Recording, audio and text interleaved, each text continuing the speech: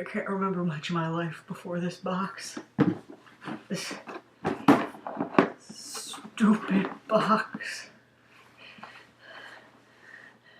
I found it in an antique store, just sitting there. I asked how much it was, and they just gave it to me, happy to be rid of it. The contents inside shouldn't be harmless, but they've been torturing me. Dear God.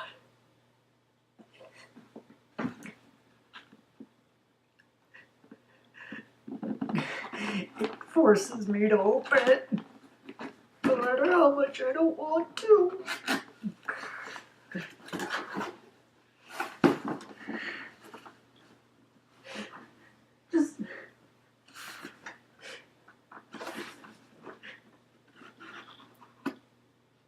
Just look away.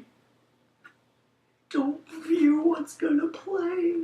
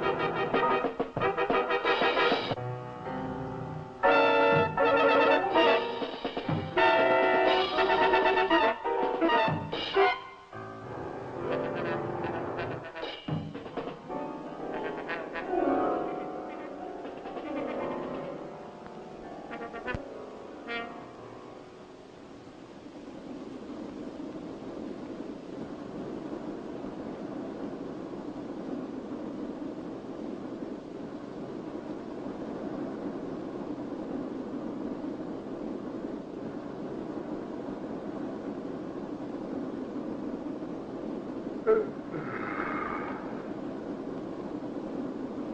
must be dead, honey. After driving all night. What time is it? Almost 4:30. Almost dawn. We should be home in another hour. This man's name is Martin Gordon. The lovely girl beside him is Brett, his bride of 2 wonderful weeks. It's late August. They're returning from their honeymoon to their home in quiet, peaceful Angel County, California.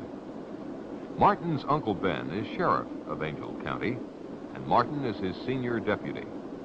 Martin has high hopes of succeeding his uncle when Ben retires. But for now, Martin has only the thoughts, emotions, and pride of a very happy newly married young man. Brett is his, and he feels no man could ask for more. And now, without warning, their honeymoon is to become a nightmare.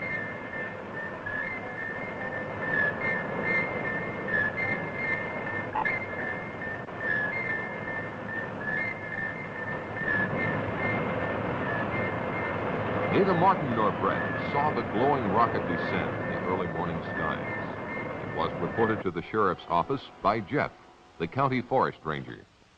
Jeff reported to Sheriff Ben that a plane had crashed near Willow Creek and that he was going out to investigate. Ben said he would join him as soon as possible. Barney, Ben's junior deputy, was to summon medical aid and to see if he could rouse someone at the Air Authority in San Francisco.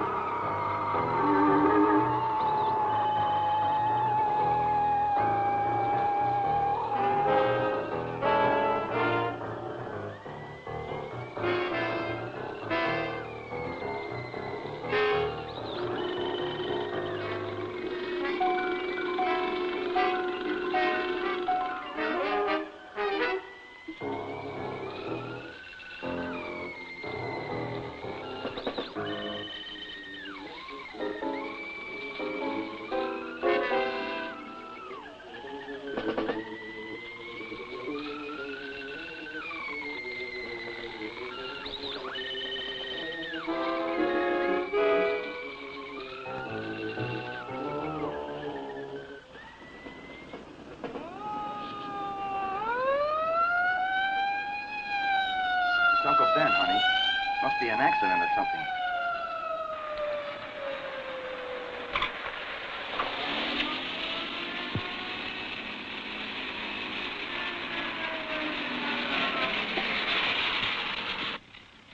There's a plane crash down the road a couple of miles. I'm going to be a little short-handed till help gets here. Pull around back of me.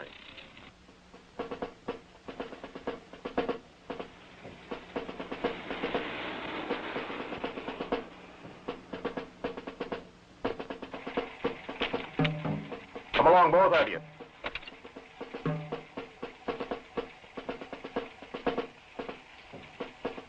Get in, honey.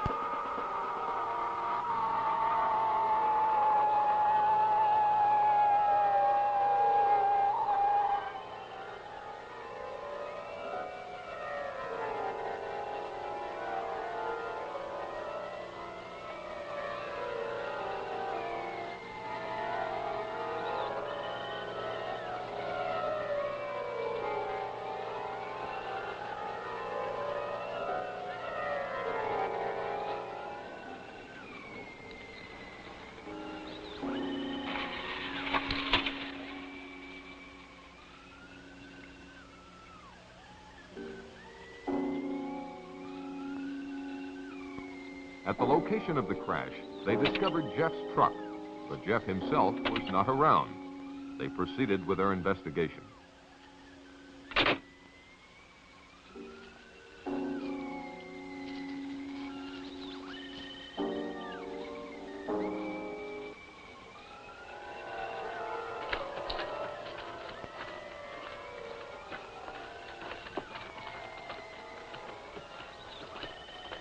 They looked at the rocket in utter amazement. A puzzled Ben finally asked Martin what he made of the craft. It's no airplane. Could be one of our missiles. Or one of theirs. You could be right, honey. Don't think we have anything this big.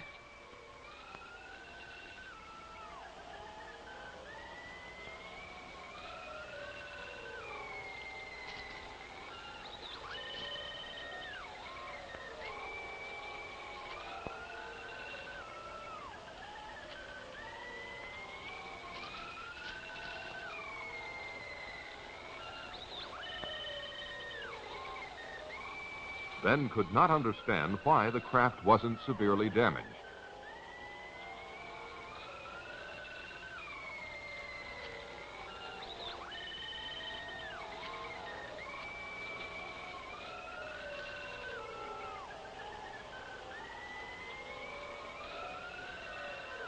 This hat belongs to Jeff Peters. Jeff! Jeff! Jeff, are you in there? Martin, go back to my car and get my flashlight.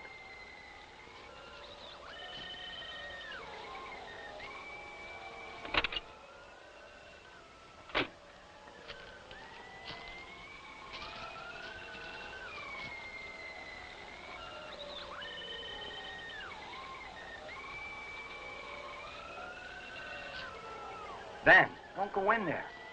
You don't know what's in there. I think I hear him moving inside. Maybe he's hurt.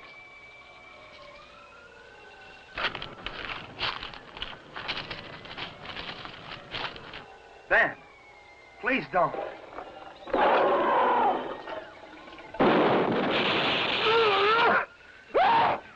Ben. Ben.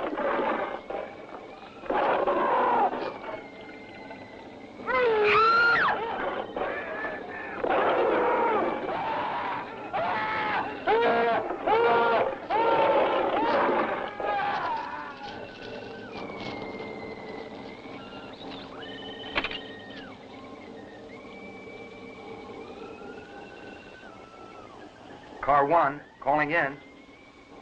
Car 1, calling in.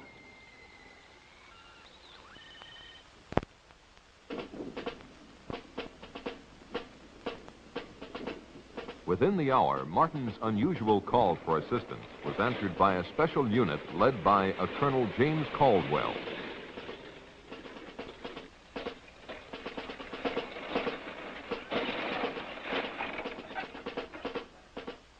Let's get going. Let's go. Let's go. Move it over. Let's get going. Let's go. All right, back on the truck. Let's go.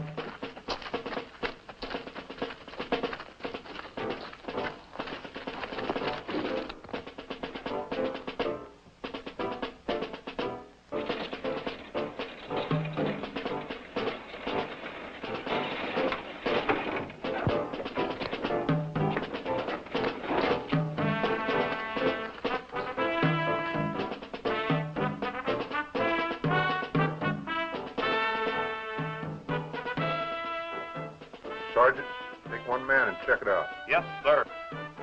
Okay.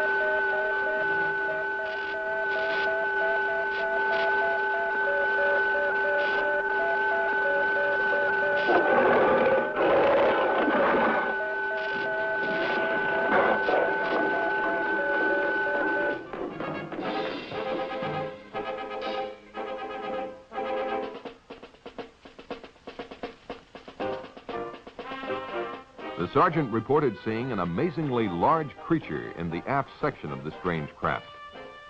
He further reported that it was secured by a kind of metal harness, but that the creature could still move around somewhat, and for that reason they had not gotten too close to it. There was no trace of either Ben or Jeff. The colonel ordered continuous guard duty around the spaceship and decided to set up a temporary military headquarters at the sheriff's office in town.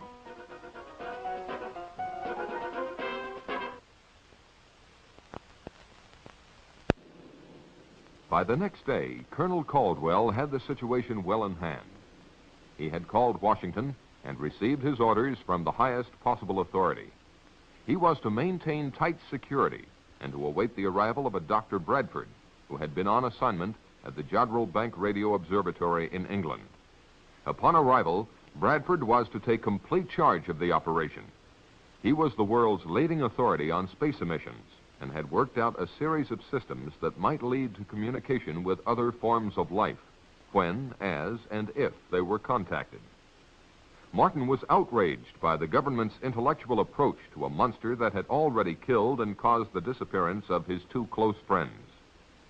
Caldwell tended to agree with him, but stated he had to follow his orders. One of those orders was to suppress the news of the death of Ben and Jeff. Martin was appointed temporary sheriff, and all news intended for public consumption was to emanate from his office. The Air Authority issued a cover-up story that a plane had crashed and burned, and this was to suffice until the experts cleared up the mystery of the visitor from outer space.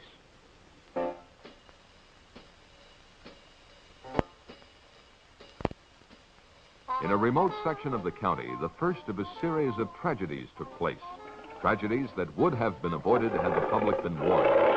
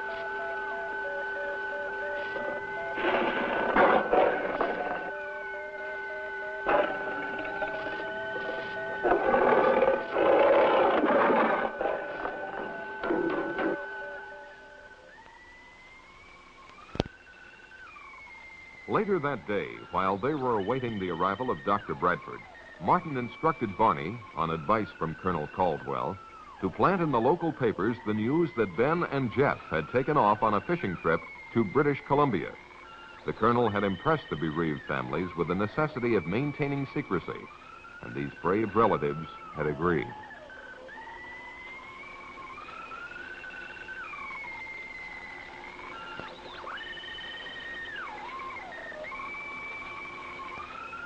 Despite Brett's inquiries about what Martin had seen in the spacecraft, he avoided specific details for fear of disturbing her more than she was. If the truth were known, Martin was more than a little disturbed himself. Shortly thereafter, Dr. Bradford arrived. He was a much younger man than one would imagine him to be. Martin, I'd like for you to meet Dr. Bradford. I've heard a lot about you from the colonel. Well, nothing bad, I trust. Martin and his wife were in the original party that found the fallen craft. I was sorry to hear about your uncle. It's a tough break. I hope you're feeling better. Yes, thank you. A couple hours of sleep did a world of good. Bradford thanked the colonel for his assistance and then asked to speak to Martin. Bradford questioned Martin about everything that had transpired. Martin did his best to recall everything in precise detail, but really didn't have much for him. The two soldiers that entered the rocket earlier had been summoned, and Bradford hoped to learn more from them. The doctor himself would not enter the rocket until the arrival of certain equipment. From his discussion, it was apparent that the doctor considered this situation a magnificent opportunity for mankind. He felt that if he could communicate with the creature, it might be possible to advance human knowledge by years or even centuries. The spaceship alone signified an intellectual development far in advance of anything on Earth. When Martin asked him how he intended to protect himself from the creature, Bradford said not to worry, that he hadn't come here to be victimized either by his own or the creature's fears.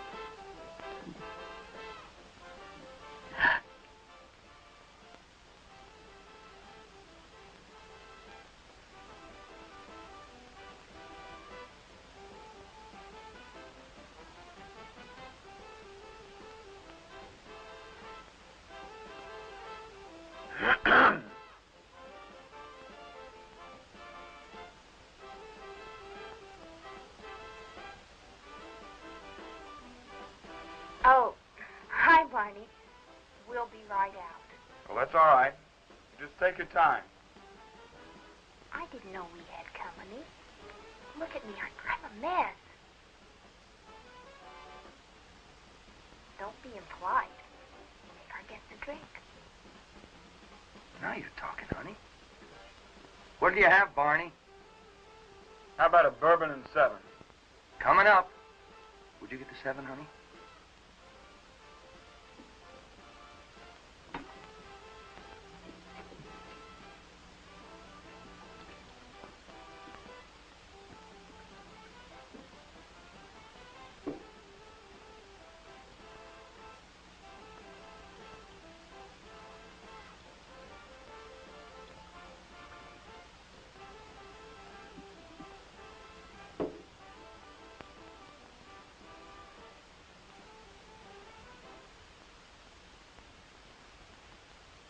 Barney, you should try marriage. It would do wonders for you.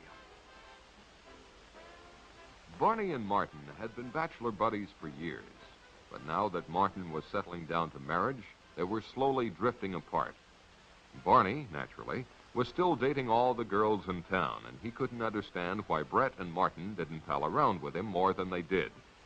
He couldn't comprehend that married life brought with it not only new problems and duties, but the necessary togetherness of husband and wife as well.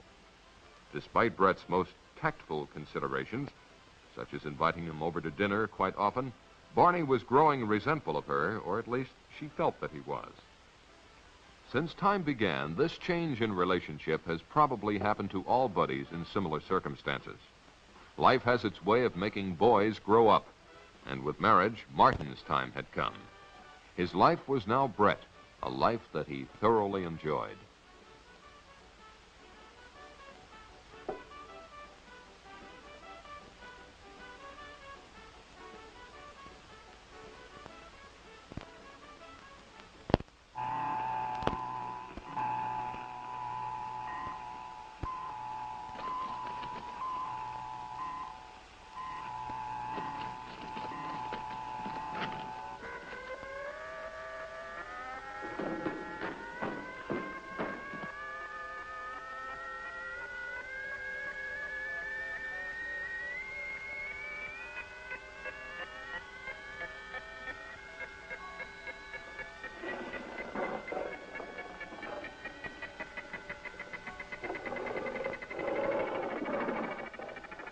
Bye, honey.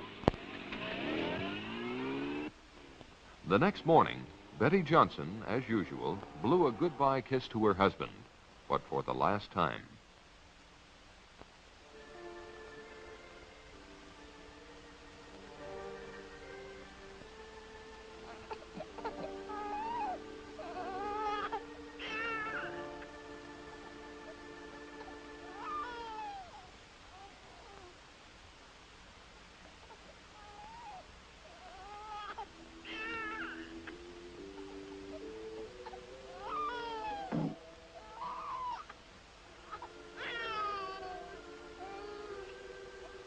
Poor baby. Let Mommy take your temperature.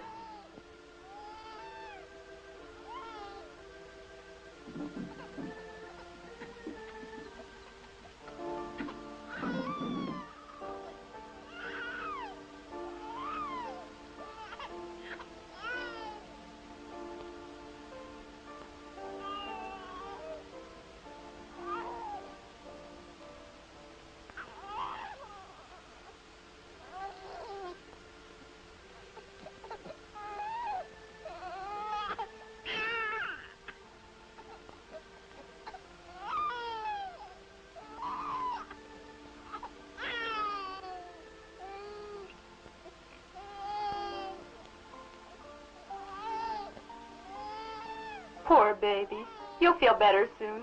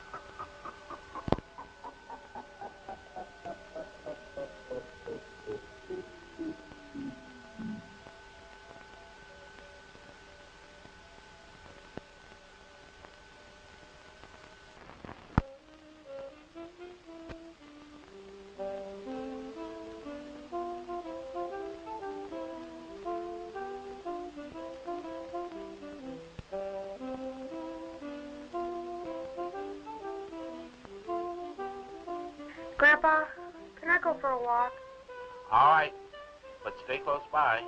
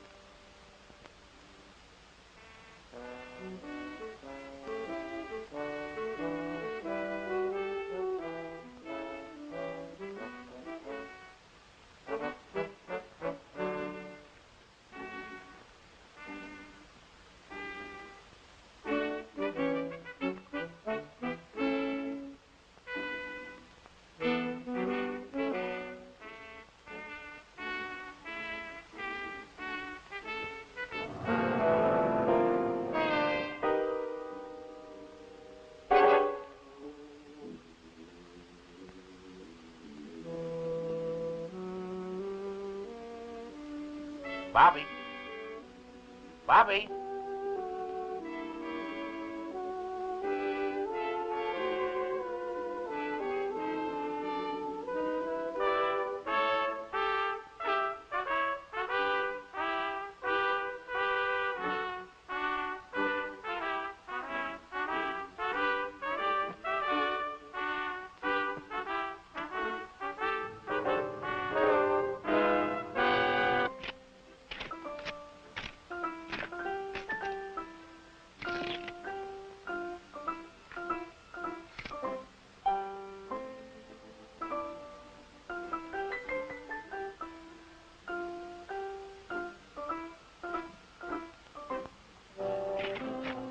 Bobby!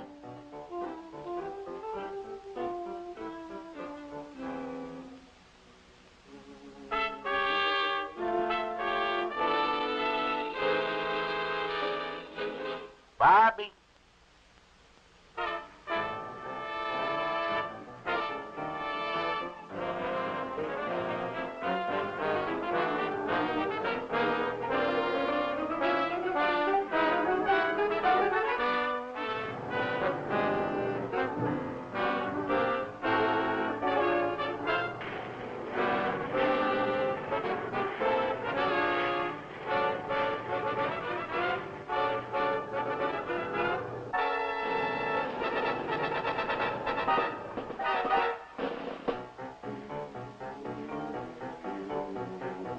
Bobby.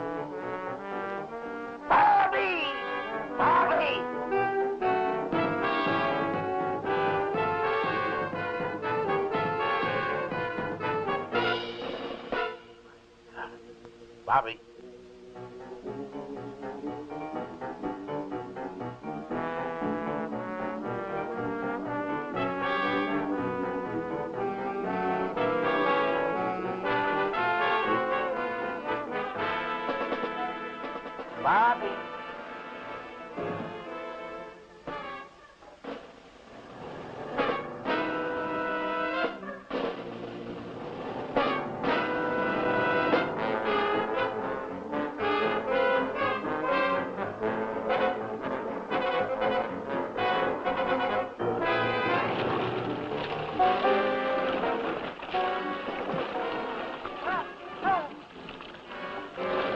Help!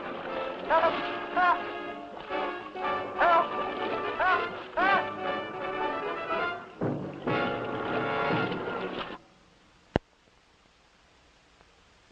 Within 48 hours, Dr. Bradford had closely examined the creature and the spaceship and reached a number of conclusions. He was sure the creature had come from beyond our solar system because it adapted to our environment so quickly, and no planet or dead star near us has conditions similar to the Earth. Of special interest to him was the hull of the ship. It was composed of an alloy unlike anything human science had ever encountered. The doctor had run a number of tests on the metal, but its molecular structure remained a mystery. Because there was no food on board, Bradford presumed the creature had been in a state of suspended animation, particularly because it had survived the trials of re-entry and impact without apparent harm. So far, he had no success in communicating with it, but he had not yet exhausted all possibilities. On a more subjective basis, he had the curious feeling that the creature did not want to communicate with him. Such a confession on the part of this eminent scientist made Martin feel quite apprehensive.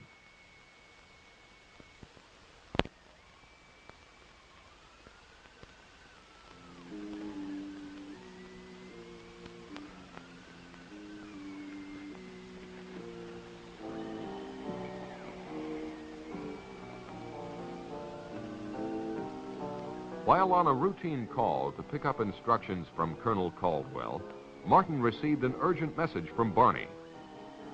Barney was at Willow Creek. He had responded to a phone call from a frantic Mrs. Brown. Her husband and grandson had gone fishing and were long overdue. Barney was instructed to organize a search party locally and to report the results to Martin. Because of security regulations, he was not to come near the area of the spacecraft. Martin said he would join Barney later if he could.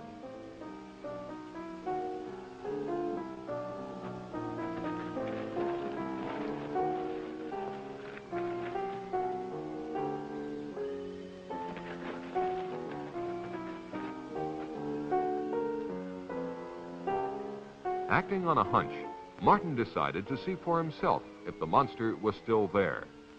It was. Bradford had installed TV cameras inside the spaceship and was testing the creature's reactions to sound, light, electricity, color, and air pressure. When Martin asked him if he had any luck in communicating with the beast, Bradford confessed that he hadn't, but would try again when certain data was returned to him from computer processing.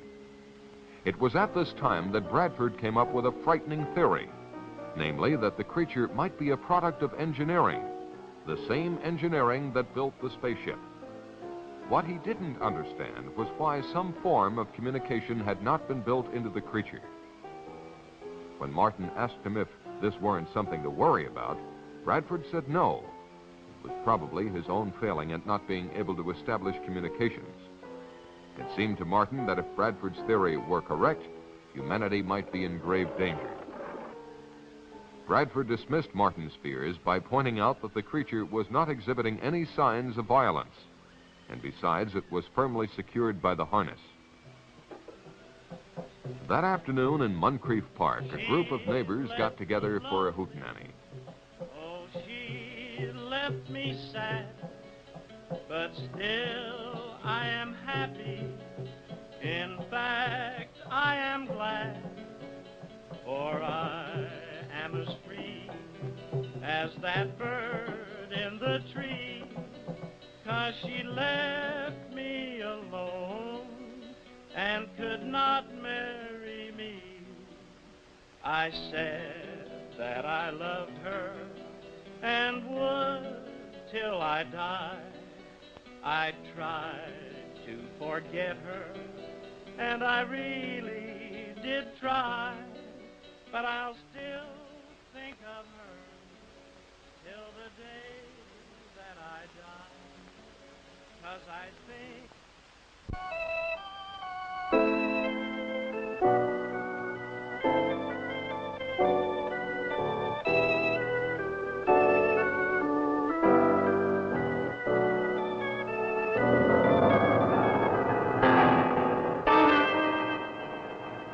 What is it?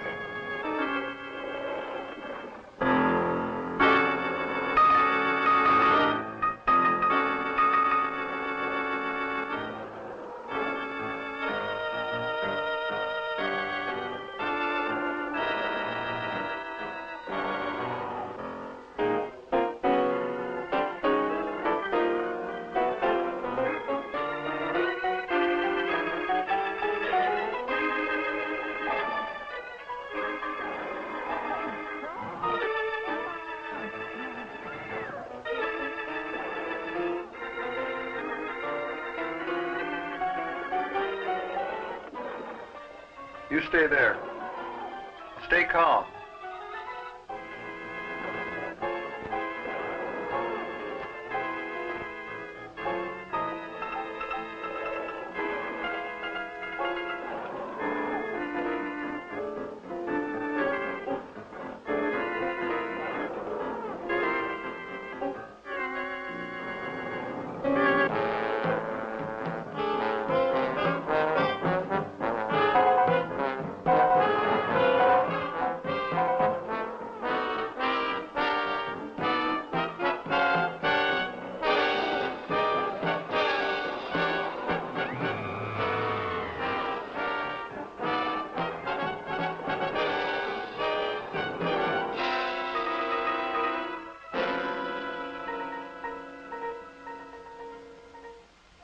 In response to a multiple missing persons report, Martin and Barney searched the countryside for the group of picnickers. The only trace they found of them was the remains of a guitar one of them carried. This wholesale disappearance of a large group of people, coupled with earlier missing persons reports, led Martin to only one conclusion. There must be another monster, and it was on the loose.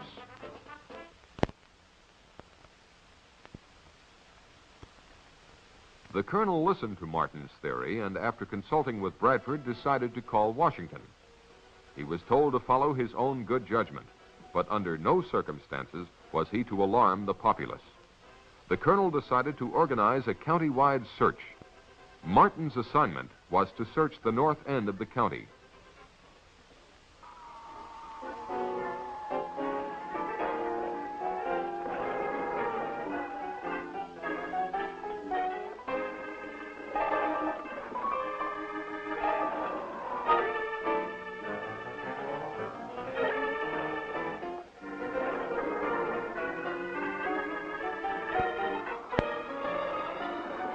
While Martin and Brett were engaged by the search, the monster was moving toward the community dance hall.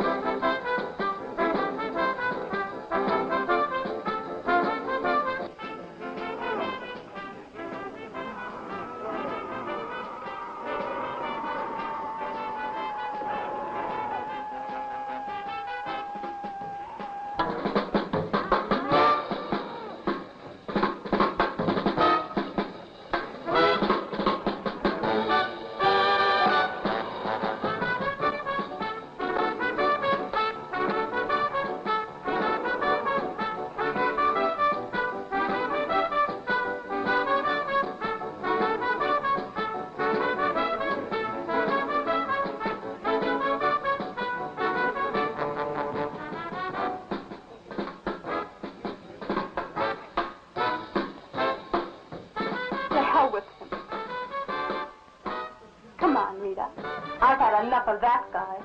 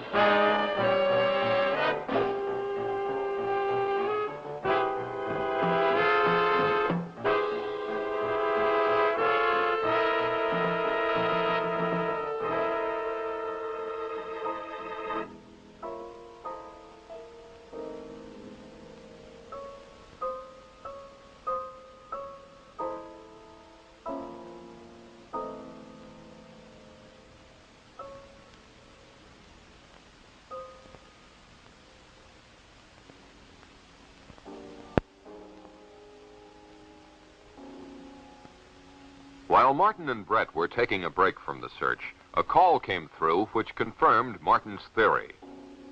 Colonel Caldwell told them of the monster's attack at the dance hall. His troops now had orders to destroy the monster, and he asked for Martin's assistance. Martin said he would join the colonel as quickly as possible.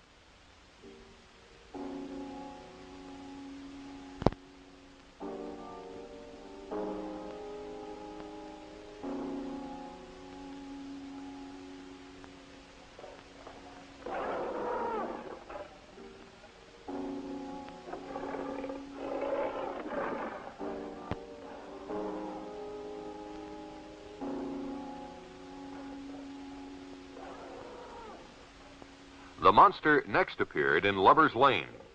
Anyone who experienced that catastrophe and survived would never go there again.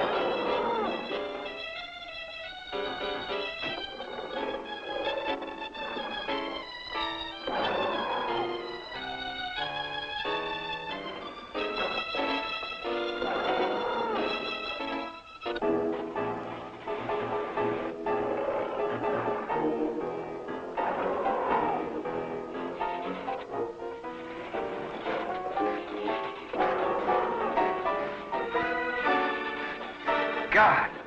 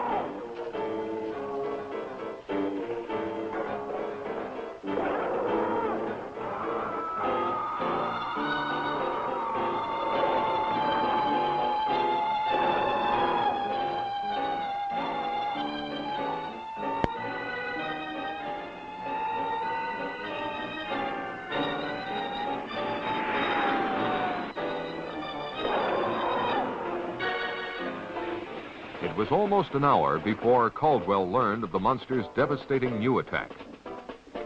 Colonel Caldwell wasted no time ordering his men into action. It was at this point that Bradford interceded. He demanded that the monster be taken alive at all costs. The colonel's protests about the dead and missing made no impression on Bradford. Caldwell conceded to the point of assuring Bradford that they would not destroy the monster if they could avoid it.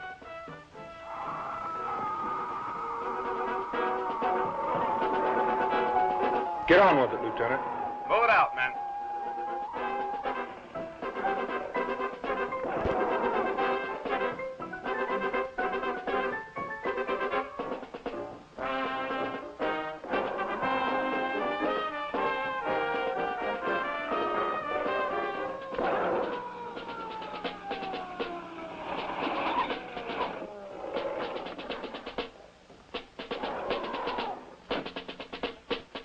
When Martin's party arrived and offered to help, the colonel told them enough lives were being endangered.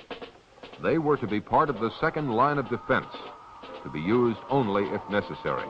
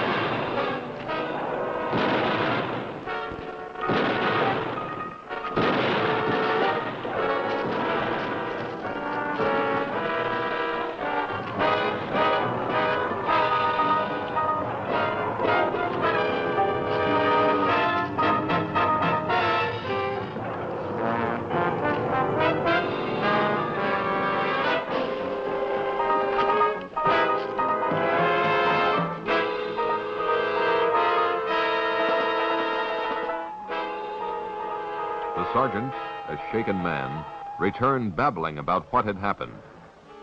Caldwell, realizing the full danger of the situation, decided he had only one means left to stop the monster: grenades. Now Bradford made a drastic move. Acting on his superior authority, he forbade Caldwell to destroy the creature.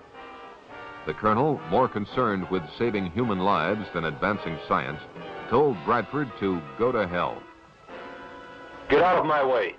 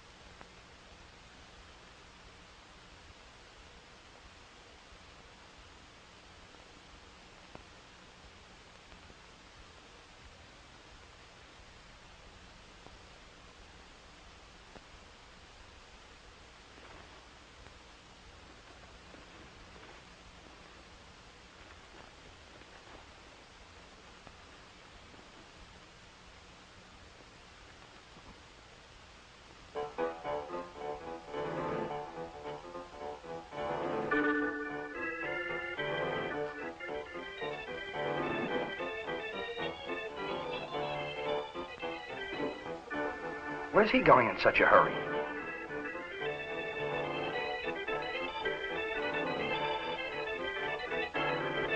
Maybe you'd better follow him. He may need help. You go ahead, Martin. I'll stay with Connie.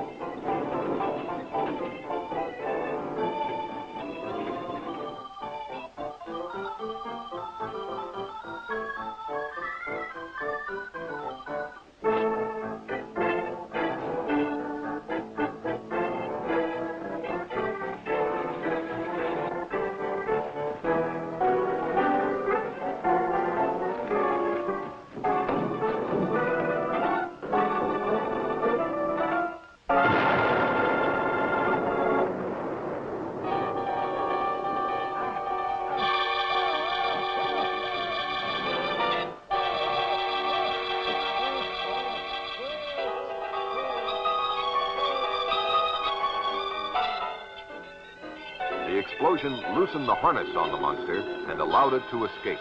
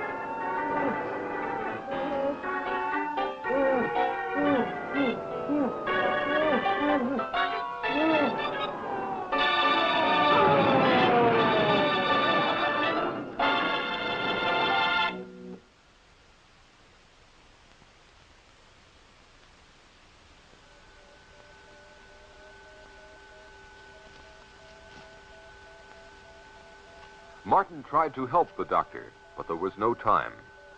Bradford told Martin what he had just confirmed, that these monsters were highly specialized test animals. They were, in fact, mobile laboratories that consumed human beings in order to analyze them chemically, undoubtedly to detect weaknesses in the human species. He told Martin that the information fed into a computer in the spacecraft. Further, he added, now that both monsters were dead, the computer would activate a transmitter to send the results into outer space. Martin knew what he had to do.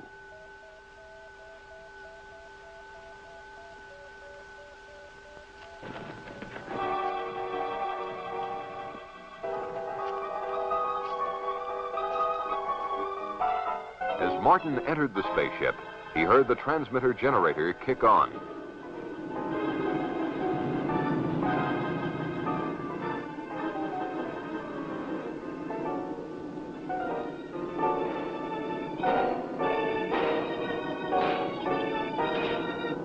The super tough alloys of the spacecraft were not even dented by Martin's hammering.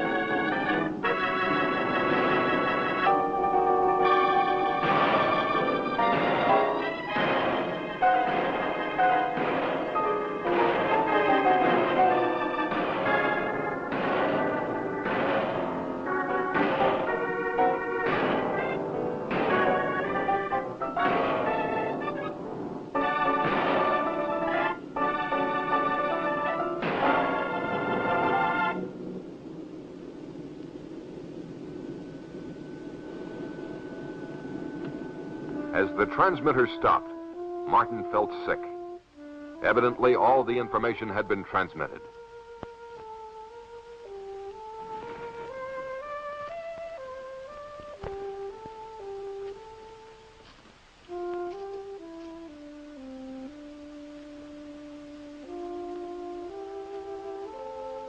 On Martin's return, he confessed his failure. He slowly asked Bradford what was in store for humanity.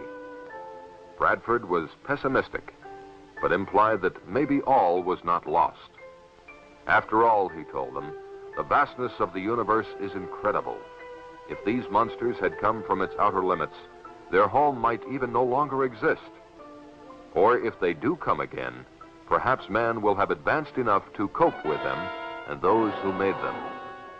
Only God knows for sure, were Bradford's last words to anyone on this earth.